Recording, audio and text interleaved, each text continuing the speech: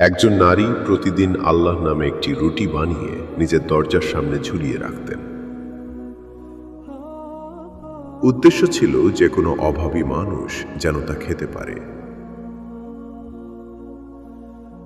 প্রতিদিনই একজন বৃদ্ধ এসে সেই রুটিটি নিয়ে যেতেন। কিন্তু আশ্চর্যের বিষয় হলো,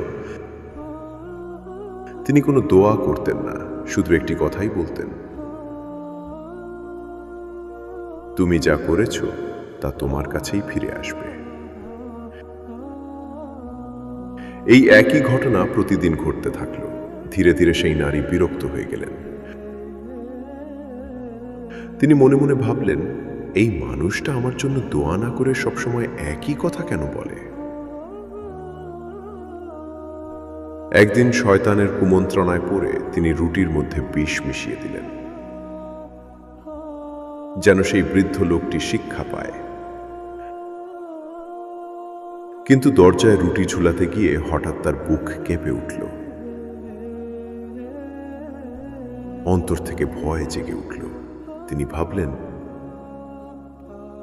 আমি কি করতে যাচ্ছি?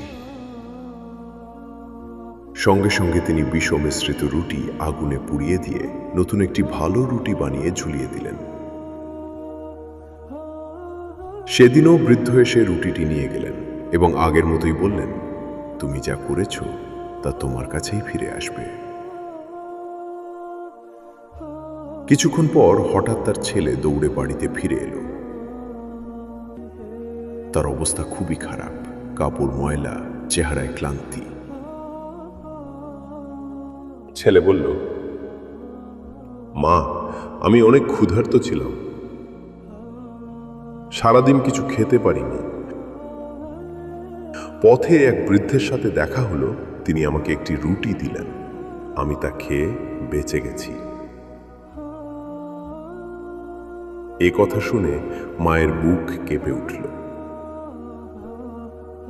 চোখে পানি চলে এলো। তিনি বুঝতে পারলেন, যদি তিনি সেই বিষ মিশ্রিত রুটিটি ঝুলিয়ে দিতেন, তবে তার নিজের ছেলেই আজ বিপদে পড়ত। তিনি নিজের ভুল বুঝতে পারলেন এবং আল্লাহর কাছে তওবা করলেন।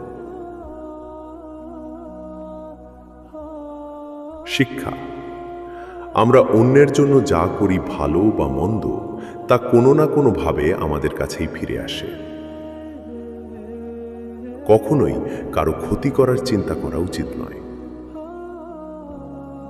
আল্লাহর সন্তুষ্টির জন্য করা ছোট কাজও বড় ফল বয়ে আনতে পারে। আজকের জন্য এইটুকুই। ইনশাআল্লাহ আবারও দেখা হবে অন্য কোনো ভিডিওতে। এরকম গুরুত্বপূর্ণ ভিডিও পেতে চ্যানেলটি সাবস্ক্রাইব করে রাখুন। লাইক, কমেন্ট এবং শেয়ার করে পাশে থাকুন। কোনো ত্রুটি থাকলে কমেন্ট সেকশনে জানিয়ে দিন এবং পরামর্শ দিয়ে সহযোগিতা করুন। ভালোবাসা সকলের প্রতি। দোয়া চাই এবং দোয়া করুন।